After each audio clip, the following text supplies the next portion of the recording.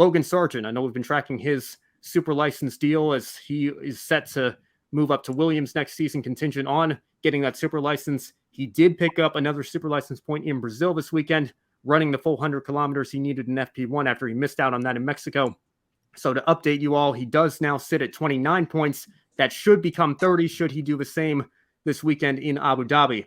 Now, with a clean 2021 season in Formula 3, and as of now, a clean 2022 season in Formula 2 in regards to penalty points, Sargeant could pick up 2 more points for each of those seasons and could get as high as 34 points total before the 2022 Formula 2 standings are taken into consideration.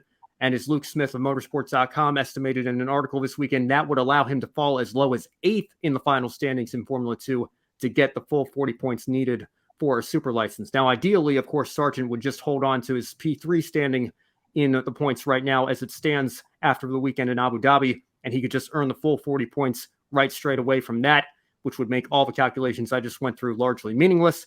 But it does give him some extra assurance, or insurance rather, needed if he should fall a couple of positions in the standings. But even then, I think it's unlikely that he would drop that far behind. I know there are 3 drivers deadlocked, I believe, 9 points behind Sargeant or something like that in the standings. I think it's possible 1 or 2 of them might pass him if he were to have an off weekend or retire from either the sprint or the feature race.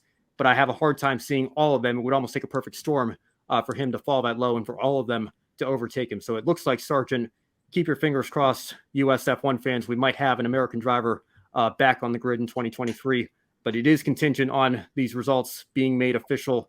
We'll know for sure in 7 days' time after we get through this weekend in Abu Dhabi. And of course, we'll have more coverage on that front on next week's Encore show as well. Hopefully, Joshua Birch will be back to join us for that as well.